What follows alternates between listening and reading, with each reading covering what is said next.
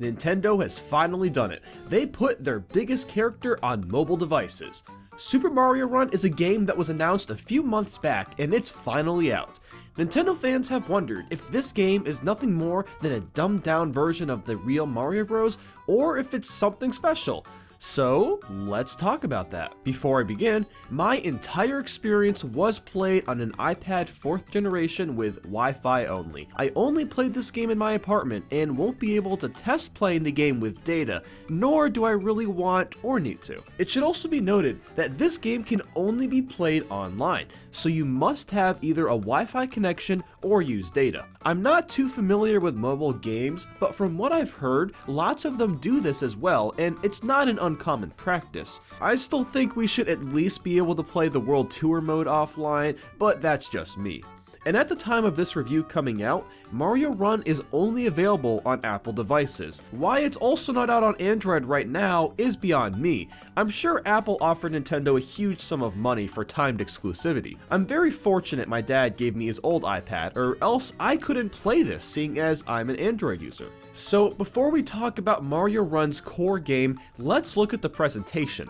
The graphics are pretty much an exact replica from the new Super Mario Bros. Series. This may not be a big deal to the more casual consumer, but for people like myself that plays Mario games more frequently, it's really getting tiring to look at. The game looks beautiful, no doubt. I'm just bored with the art style. And same with the music. Almost none of it has changed. Each song has been remixed very slightly, the biggest difference being the ba sounds have been completely removed. I feel pretty indifferent about the changes. Thankfully, there's a couple somewhat original pieces in here. The main menu music in particular is very relaxing to listen to. In terms of navigating in the game, it can be kind of confusing. The main screen is a big cluster at first glance, and if it wasn't for the game pointing out where to tap at first, I wouldn't have known where to go or what did what. That's because of the 3 modes in the game, 2 of them are kind of inside one. A simple menu for all 3 of these modes would have been better, but you get used to it after a couple minutes. The 3 modes in the game are World Tour, Toad Rally, and Kingdom Builder. We'll start by discussing World Tour. This is basically the story mode or campaign in the game. So you'll start the game off with 4 levels available. 3 of them you can play fully while the 4th is just a trial. If you want to unlock the rest of the game, you'll have to pay $10 US for it. Whether or not it's worth the price, we'll talk about that later. The goal in World Tour is to make it to the flagpole, just like every other 2D Mario title. Now of course, Mario runs automatically, so all you have to worry about is jumping.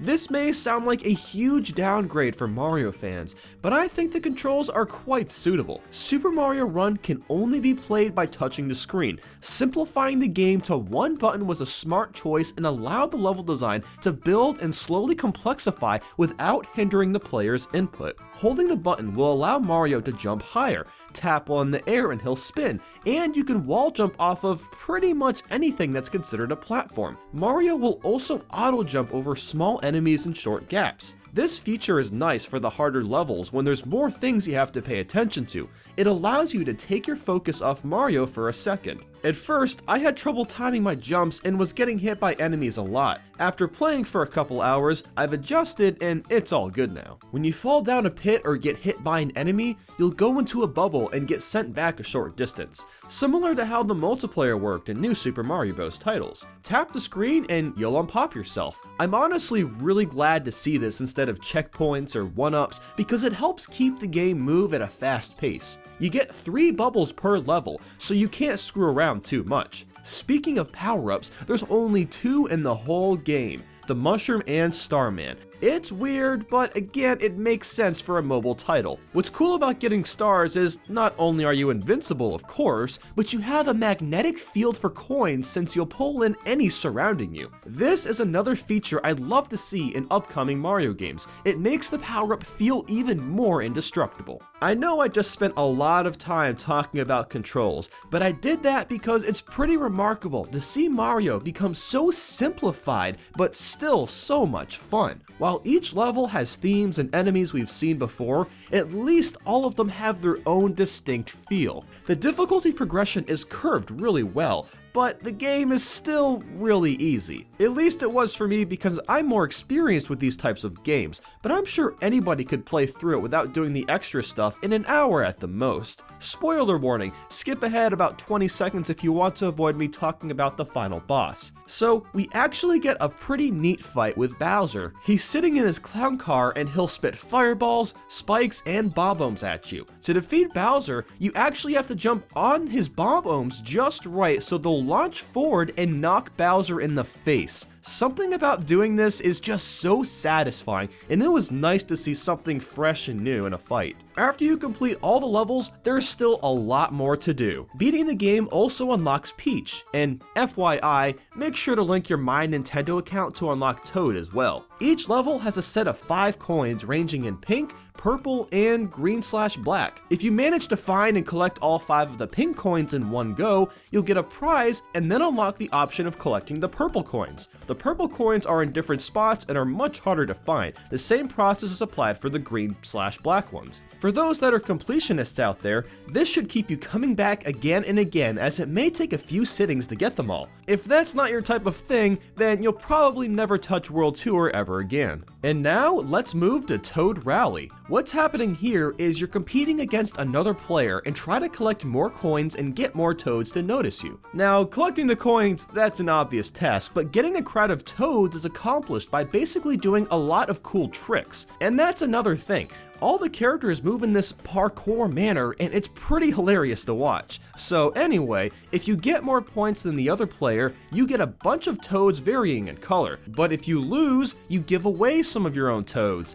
This is actually shocking to me because this isn't like Nintendo. Everybody isn't a winner in this Mario game. No, if you lose in Toad Rally, you're going to pay for it. This gave me a natural drive to get better at the game, and that's why it became so addicting for me. The game didn't offer me a white Tanuki suit or help me at all. I just had to get better, and that was that. And I really hope to see this kind of notion in future Mario titles and future Nintendo titles too. When you start to play well, you'll build up something called a coin rush. In that phase, the game will start spewing coins all over the place for a limited time. What's strange is that when you get stars in Coin Rush, the same thing happens, but you're also invincible, unlike just being in regular Coin Rush. So they both feel like one and the same, which isn't that big a deal, but it's something I noticed. Now, why would you want to play Toad Rally? Well, this is how you unlock characters and things for the Kingdom Builder. You'll use certain colored Toads to get Luigi, Yoshi, and Toadette. That's an odd choice, but okay.